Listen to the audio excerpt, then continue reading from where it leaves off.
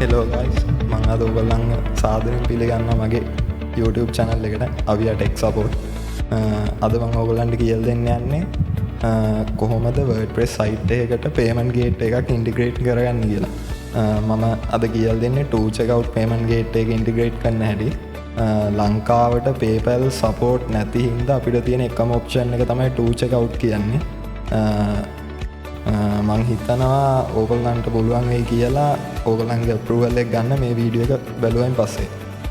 මම මගේ site එකට approval එක ගත්තා. මම ඒකින්ද හිතුවා ඕගොල්ලන්ටත් මේ knowledge එක share කරා නම් හොඳයි කියලා.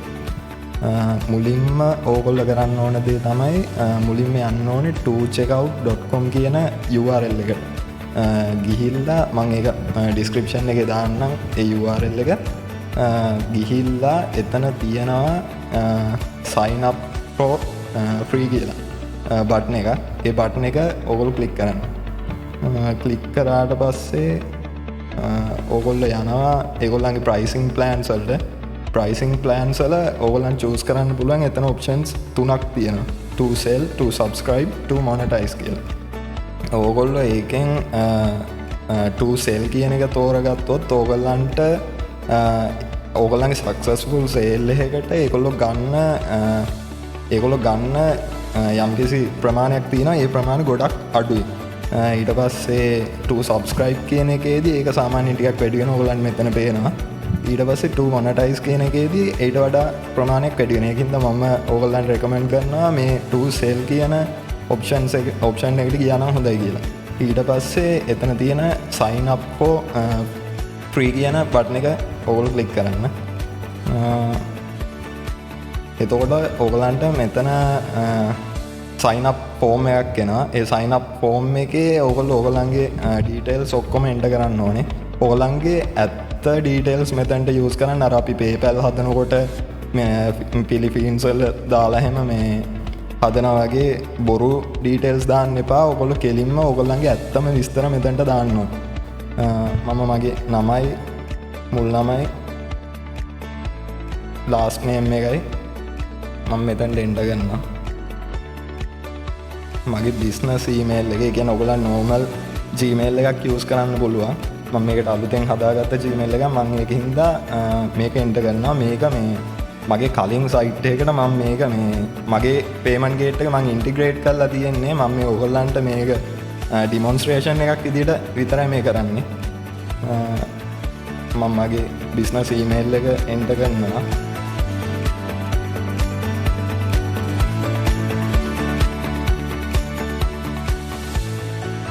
ඊට පස්සේ මෙතන ඔයගොල්ලන්ට password එකක් දාන්න ඕනේ. මෙතන දාන password එක ඔයගොල්ලන්ට පේනවා. මෙතන pop up එකක් එනවා. The password must contain the following.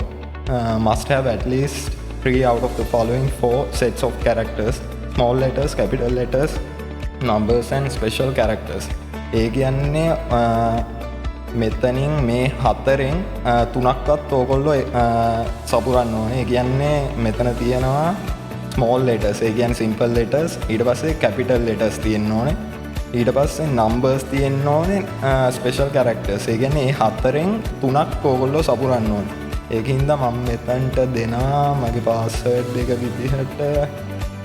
ඊට පස්සේ ඒගොල්ලන්ගේ මේ characters ගානක් තියෙනවා. minimum යන්න ඕනේ 8 characters වලට. ඒකින්ද මම දෙනවා මෙතනට ඕගොල්ලන්ට ඒකට ගැලපෙන password එකක් දෙන්න.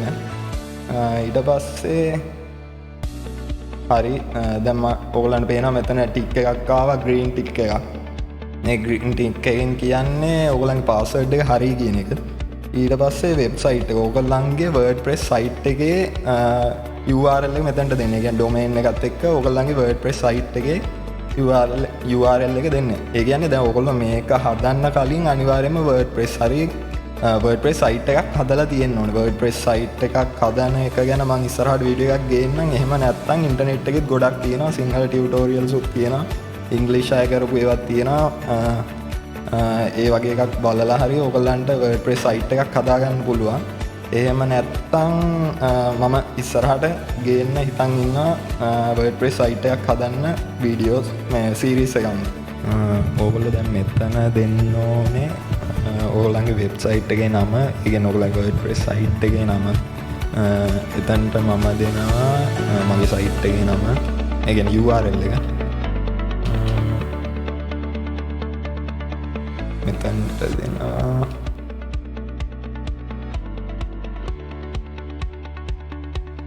ඊට පස්සේ මෙතන ඔයගොල්ලෝ කන්ට්‍රි එක චූස් කරගන්න.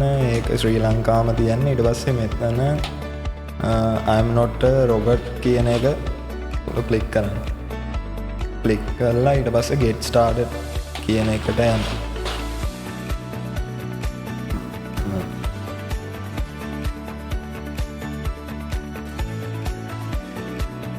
හරි, ඊට පස්සේ ඔයගොල්ලෝ එනවා මෙන්න මේ කියන වින්ඩෝ එකට. එතන තියෙනවා what type of products do you want to sell with to checkout කියලා. එතනදී දැන් ඕගොල්ලෝ ඔයගොල්ලන්ගේ WordPress site එකේ හරි Shopify හරි මොකක හරි ඔයගොල්ලෝ sell කරන්න බලාපොරොත්තු වෙන item එක සාමාන්‍යයෙන් physical product එකක් නේ. ඒක හින්දා ඔයගොල්ලෝ මෙන්න මේක choose කරන්න. choose කරලා ඔයගොල්ලෝ create account කියන එකට යන්න. මේකට ටික වෙලාවක් යනවා. 2 hours later. හරි, ඊට පස්සේ thank you for creating a to checkout account. ඊට පස්සේ හරි, දැන් ඔයගොල්ලන්ගේ to checkout account එක හදලා තියෙන්නේ. ඒ වුණාට තාම ඔයගොල්ලන්ගේ වෙබ්සයිට් එකට approval හම්බෙලා නැහැ. ඒකින්ද ඔයගොල්ලෝ මෙතනදී කරන්න ඕනේ login to my account කියන බටන් එක ක්ලික් කරන්න ඕනේ. එතකොට ඔයගොල්ලන්ට login credentials දෙන්න වෙනවා.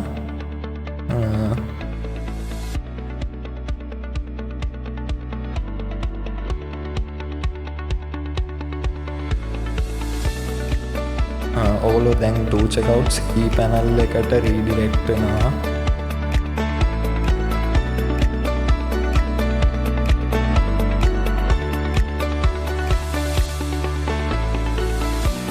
හරි, ඔයගොල්ලන් login credentials දෙන්න තියෙනවා. එතනදී username එක දෙන්න තියෙනවා. username එක විදිහට ඔයගොල්ලන්ගේ email එක use කරන්න පුළුවන්. ඔයගොල්ලෝ අතන sign up වෙනකොට දුන්න මෙතනදී ඔයගොල්ලන්ට ඒකත් බලා ගන්න පුළුවන්. what is my username කියන එක අපි බැලුවොත් එතන තියෙනවා email එක දෙන්න පුළුවන්. ඒකින්ද මම email එක දෙනවා. මම අතනදී use කරමු.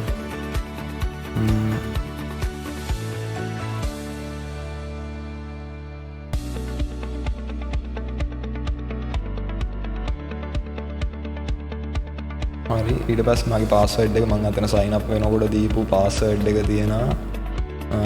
ඒ password එක දෙනවා. ඊපස්සේ login දෙන්න.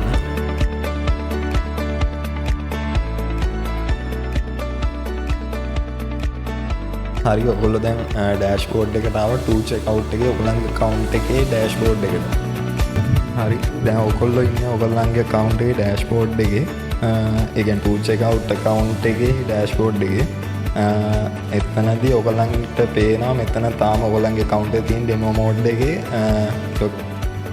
ඒකින්ද ඔයගොල්ලන්ට activation එකට request කරන්න ඕනේ to checkout එකට. ඒකට ඔයගොල්ලෝ මෙතන request activation කියන බටන් එක ක්ලික් කරන්න.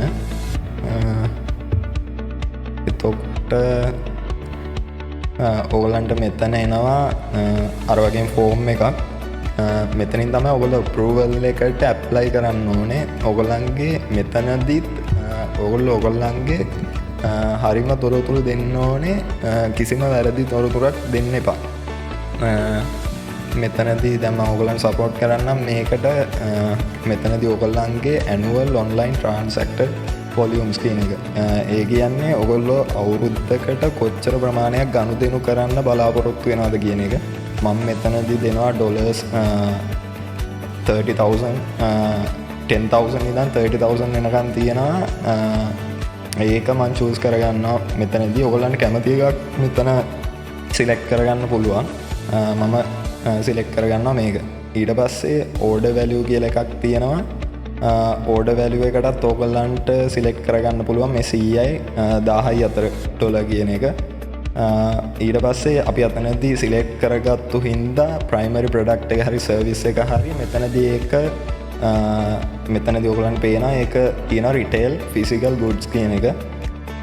ඊට පස්සේ මෙතන ඔයගොල්ලෝ මේක ටික් කරන්න ඔයගොල්ලන්ගේ ඉන්වෙන්ටරි එකක් තියෙනවා නම් ඕන් ප්‍රොඩක්ට්ස් ඒ කියන්නේ ඔයාගේම ස්ටොක් එකක් තියෙනවා නම් ඔයා මේක මෙතනදී ටික් කරන්න. ඊට පස්සේ මෙතනදී ඕගොල්ලන්ට තියෙනවා ප්‍රොඩක්ට් ඩිස්ක්‍රිප්ෂන් URL එක. ඒ කියන්නේ ඕගොල්ලන්ගේ ෂොප් පේජ් එක. ඒ කියන්නේ ඕගොල්ලන්ගේ තියෙන මේ ඕගොල්ලන්ගේ සයිට් එකේ ෂොප් පේජ් එක. නැත්නම් ප්‍රොඩක්ට් පේජ් එක. ඕගොල්ලන්ගේ ප්‍රොඩක්ට්ස් තියෙන පේජ් එක. ඒකේ තියෙන URL එක මෙතනට දෙන්න. මම ඒක දෙනවා මගේ URL එක.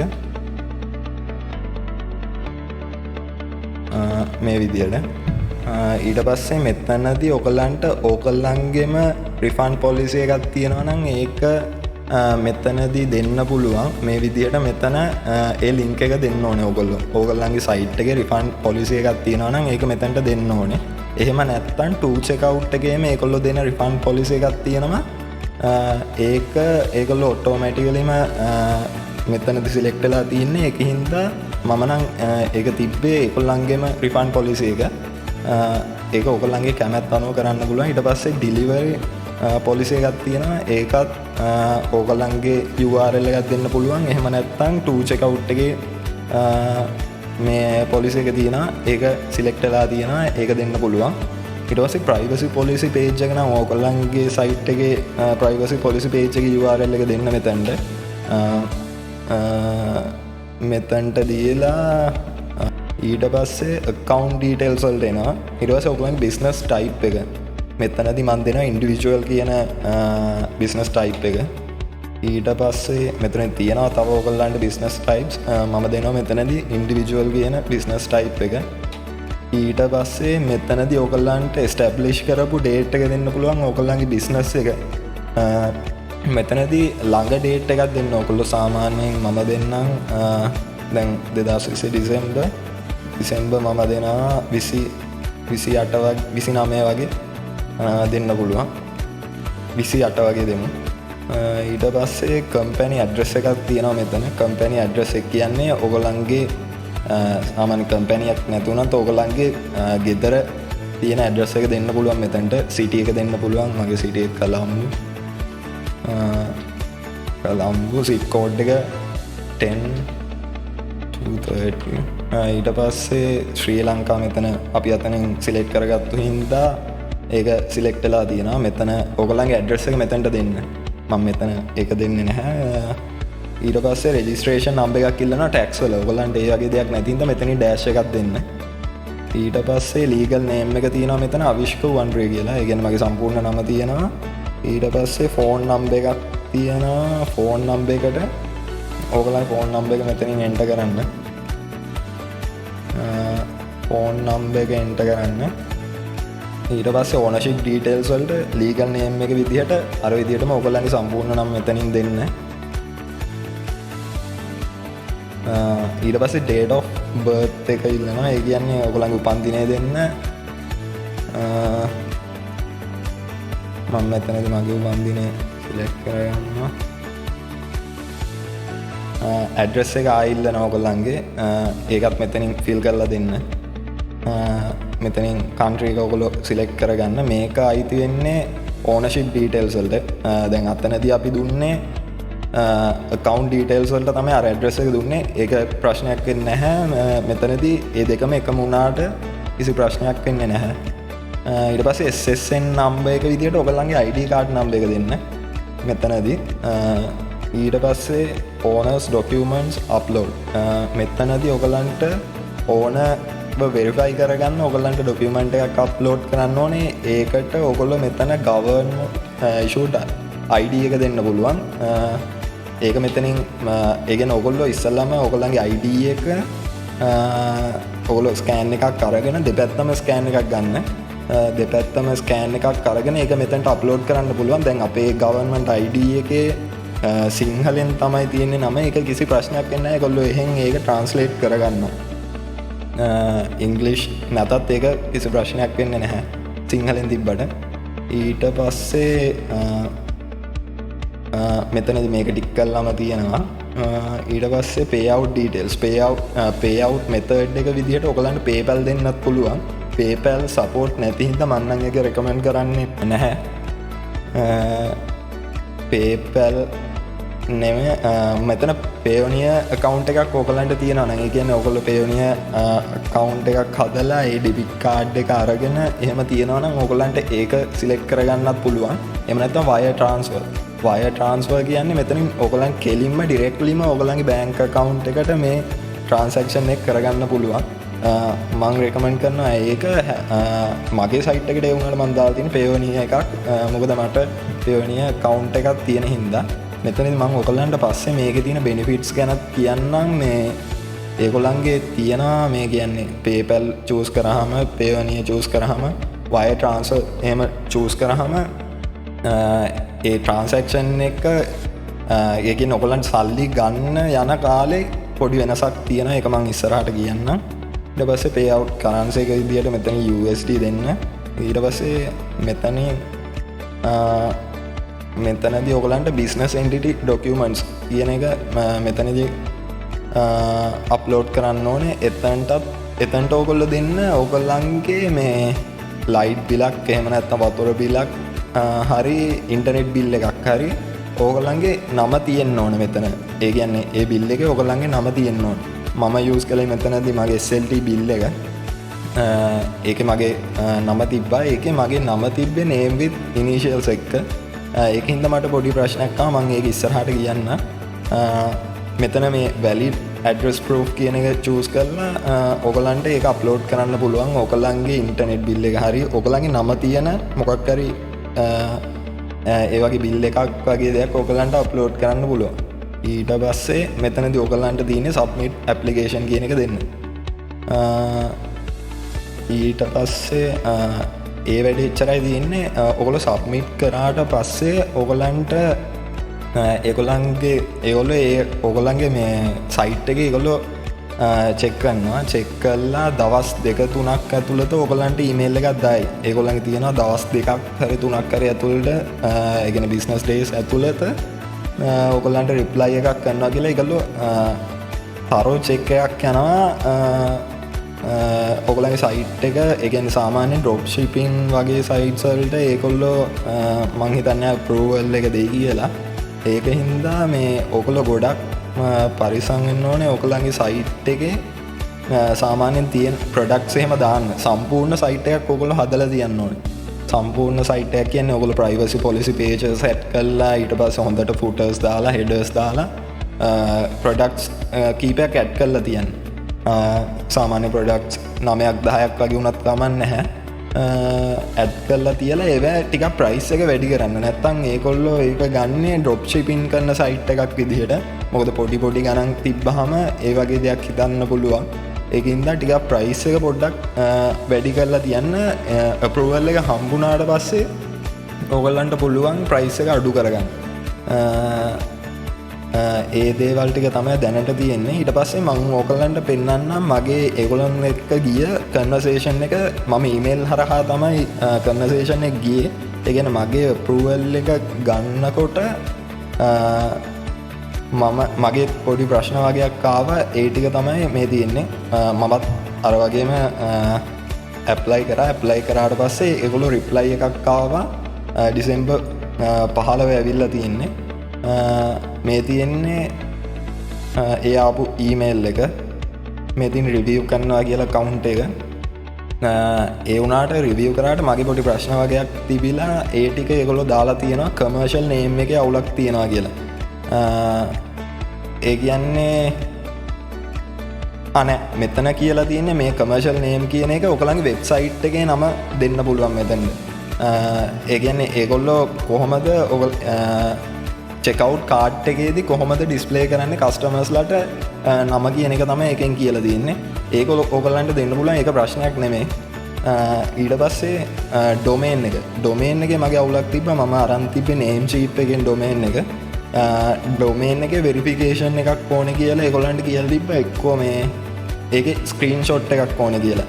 ඒ කියන්නේ මගේ නම සම්පූර්ණයෙන් තියෙන්න ඕනේ ඩොමේන් ඒක වෙරිෆයි කරන්න කියලා. ඒ කියන්නේ ඔයගොල්ලෝ ඒකට ඩොමේන් එක ගත්ත ඔයගොල්ලන්ගේ සර්විස් ප්‍රොවයිඩර් ඒගොල්ලන්ගේ account එකට ගිහිල්ලා එතන ඔයගොල්ලන්ගේ නම තියෙනවා. ඒ නමේ ස්ක්‍රීන්ෂොට් එකක් ගහලා මේගොල්ලන්ට යවන්න ඕන. එහෙම නැත්නම් ඔයගොල්ලෝ ඒ ඩොමේන් එක ගත්තු ඉන්වොයිස් එක තියෙනවා නම් ඒක යවුවත් ප්‍රශ්නයක් නැහැ. ඒකේ ඔයගොල්ලන්ගේ නම තියෙන්න ඕනේ හරියටම. ඊට පස්සේ policies මෙතන මගේ සයිට් එකේ අවුලක් වෙලා තිබ්බේ. මගේ privacy policy එක තිබ්බා. හැබැයි මම ඒක මගේ front page එකට දාලා තිබ්බේ නැහැ කලින්. මේ තියෙන්නේ home page එකට හරි ඔයගොල්ලන් purchase page එකට හරි දාන්න කියලා මම ඊට පස්සේ ඒක මගේ front page එකේ footer එකට add කරා. ඊට පස්සේ මෙතන site update කියලා තියෙනවා. මෙතනදි කියලා තියෙන්නේ මගේ සයිට් එකේ කලින් empty categories තිබ්බා. ඒ කියන්නේ මගේ products වල categories දාලා තිබ්බා. uncategorized කියලා තිබ්බා. ඊට පස්සේ clothing and shoes කියලා තිබ්බා. clothing and shoes එකේදී මගේ ඒක ඇතුලේ කිසිම product එකක් තිබ්බේ නැහැ. ඒගොල්ලෝ ඒක හින්දා ඒක අප්ඩේට් කරන්න හරි නැත්නම් products ටිකක් ඒකට add කරන්න හරි එහෙම නැත්නම් ඒ category එක අයින් කරන්න හරි කියලා තමයි එතනදී කියලා තියෙන්නේ. ඊට පස්සේ ඒවත් ඔයගොල්ලෝ හරියටම බලන්න ඕනේ. empty pages ඊට පස්සේ empty categories ඒ වගේ දේවල් තියෙන්න බෑ. ඊට පස්සේ මෙතන මගේ full name එකේ අවුලක් තිබ්බා. මං අතන දීපු full name එකේ ඒ කියන්නේ මගේ ID එකේ lines දෙකක තමයි මගේ නම තිබ්බේ.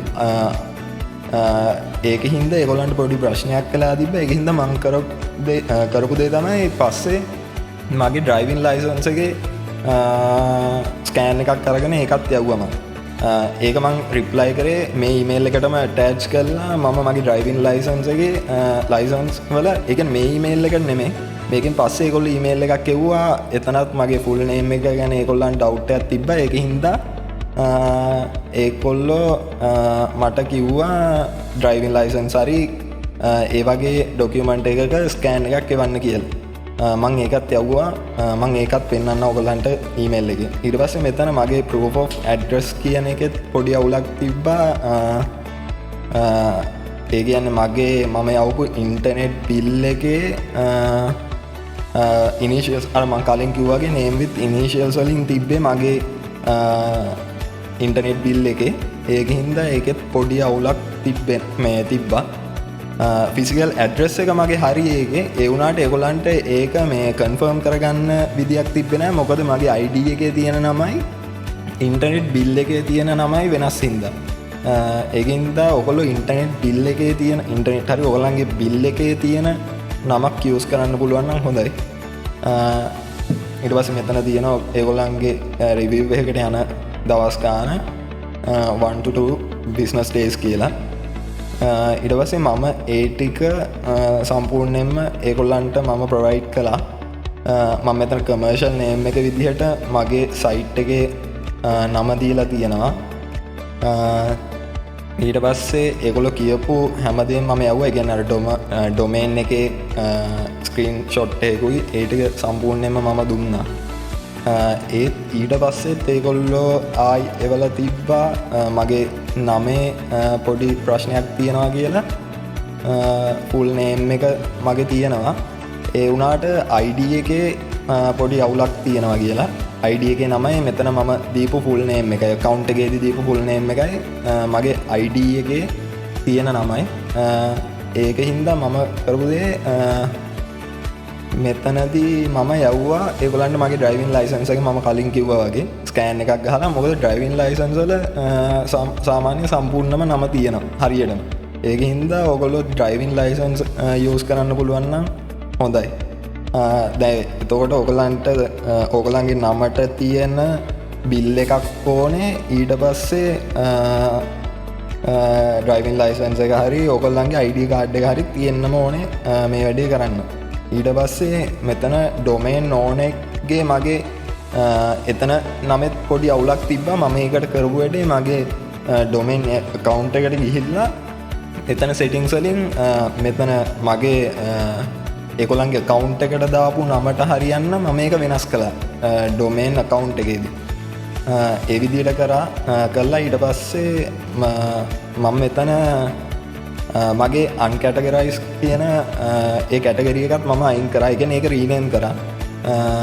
ඊට පස්සේ proof of address ඒක පොඩි අවුලක් තියෙනවා කියලා ආයි කියලා තියෙනවා ඒගොල්ලෝ. මම ඊට පස්සේ ආයි ඒගොල්ලන්ට රිප්ලයි එකක් යවුවා මේ විදියට. මේ ඇටච් කරලා තියෙනවා කියලා මගේ ඩොමේන් ඕනර්ෂිප් එකයි ඒ ඔක්කොම මම ඇටච් කරලා තියෙනවා කියලා මම රිප්ලයි එකක් යවුවා. මේ තියෙන්නේ ඒ ටික. මේ තියෙන්නේ මගේ නේම් චිප් account එකේ, ඒ කියන්නේ මගේ ඩොමේන් account එකේ ඩෑෂ්බෝඩ් එකේ ස්ක්‍රීන්ෂොට් එකක්. මේ තියෙන මගේ ඩ්‍රයිවිං ලයිසන්ස් වල ස්ක්‍රීන්ෂොට් මෙතන ස්කෑන් එකක්. මෙතන මගේ ඉන්ටර්නෙට් බිල් එකේ ස්කෑන් එකක්. මේක දෙපැත්තම ගත්තනම් හොඳයි. ඕගොල්ලෝ මේ හැම ඩොකියුමන්ට් එකකම දෙපැත්තම ස්කෑන් කරලා ගත්තනම් හොඳයි. ඊට පස්සේ මෙතන තියෙන ඉන්ටර්නෙට් account එකේ මම ඒගොල්ලන්ට ෂුවර් නැති හින්දා මගේ ඇඩ්‍රස් එක කන්ෆර්ම් කරගන්න මම කරපු වැඩේ මගේ SLT මගේ තියෙනවානේ පෝර්ටල් එක. පෝර්ටල් එකට ඒ කියන්නේ ඩෑෂ්බෝඩ් එකට මම ලොගින් වෙලා එතන තිබ්බ ඩීටේල්ස් ටිකත් ස්ක්‍රීන්ෂොට් එකක් ගහලා ඒගොල්ලන්ට යවුවා. ඒ වගේ යවලා මම මෙතන මගේ සම්පූර්ණ ඩීටේල්ස් ටික ආයි මගේ ඊමේල් එකෙන් මම යව්වා. ඊට පස්සේ අන්තිමට ආවා මගේ empty කැටගරි එකක් ආයි තියෙනවා කියලා clothing shoes කියලා. ඒ කියන්නේ මම කලින් අර කැටගරි එක රීනේම් කරාට clothing shoes වල empty ඒ කියන්නේ කිසිම ප්‍රොඩක්ට් එකක් දාලා තිබ්බේ නැහැ. ඒ කියන්නේ ඇඳුම් වලට අදාළව කිසිම ප්‍රොඩක්ට් එකක් දාලා තිබ්බේ නැහැ. ඒකින් හින්දා ඒගොල්ලෝ ඒක එක්කෝ ඒ කැටගරි එක රිමූව් කරන්න හරි ඒකට ප්‍රොඩක්ට් එකක් ඇඩ් කරන්න හරි කියලා ආයි රිප්ලයි කරලා තිබ්බා. ඊට පස්සේ මම ආයි ඒකත් හරියටම කළා. මම ආයි ඒගොල්ලන්ට ඊමේල් එකක් යවුවා. ඊමේල් එක යවුවට පස්සේ මගේ account එක approve වෙලා කියලා මෙතන තියෙනවා. ඒගොල්ලන්ගේ රිප්ලයි එකේ තියෙනවා. ඊට පස්සේ ඒත් එතන ඒගොල්ලෝ කියලා තියෙනවා payouts ගන්න බෑ. කියන්නේ ඕගොල්ලන්ට ට්‍රාන්සැක්ෂන් එකක් කරන්න බැහැ W8 ෆෝම් එක කම්ප්ලීට් කරන්න හරි W9 එක කම්ප්ලීට් කරන්න නැතුව හරි ඕගොල්ලන් ට්‍රාන්සැක්ෂන් එකක් කරන්න බැහැ කියලා. W9 එක අදාළ වෙන්නේ USA වලට. W8 ෆෝම් එක අදාළ වෙන්නේ USA වලින් එළියේ ඉන්න අයට. W8 එක අදාළ වෙන්නේ USA වලින් එළියේ ඉන්න අයට. ඒක නම් නිකන් ඒ කියන්නේ ඔයගොල්ලෝ ඒක ගැන බය වෙන්න දෙයක් නැහැ. ඕගොල්ලන්ට ඒක ඇක්සෙප්ට් කරලා ඇක්සෙප්ට් කරන්න විතරයි තියෙන්නේ. මෙතන ඒගොල්ලෝ URL එකක් දාලා මෙතන ලින්ක් එක දාලා තියෙනවා. මේ ලින්ක් එකට ගිහිල්ලා ඕගොල්ලන්ට ඇක්සෙප්ට් කරන්න තියෙන්නේ. එතනදී පොඩි ගාණක් ඒ කියන්නේ ඒගොල්ලෝ ටැක්ස් වලට ගන්නවා. ඒ කියන්නේ ඒක ඕගොල්ලන්ගේ දැන් කැපෙන්නේ නැහැ. ඒ වුණාට පස්සේ ට්‍රාන්සැක්ෂන් වෙනකොට ඒ දේ වෙනවා. ඊට පස්සේ මම ඒ දේත් කළා. ඊට පස්සේ මගේ account එක සම්පූර්ණයෙන්ම approve වුණා.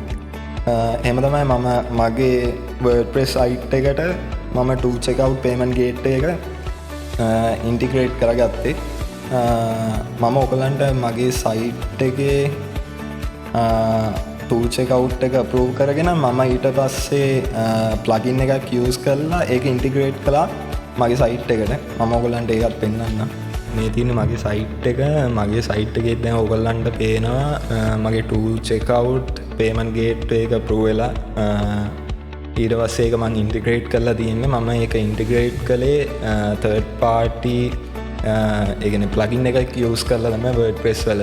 මම ඒ ගැනත් ඔයගලන්ට වෙන වීඩියෝ එකකින් විස්තර කරන්නම්. දැන් ඔයගලන්ගේ account එකේ වැඩ ඔක්කොම හරි site එක approve වෙලා තියෙන්නේ. ඔයගොල්ලෝ මේ වීඩියෝ එක බැලුවට ගොඩක් ස්තුතියි.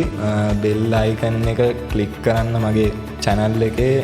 ඔයගොල්ලෝ මේ වීඩියෝ එකට කැමති නම් ඊට පස්සේ මේ ගැන මොනවා හරි ප්‍රශ්න තියෙනවා නම් ඔයගොල්ලෝ යටින් කමෙන්ට් එකක් දාන්න. තව කෙනෙක්ට වැදගත් වෙයි කියලා හිතනවා නම් මේ වීඩියෝ එක share කරන්න. අපි ඊළඟ වීඩියෝ එකේදී හම්බෙමු.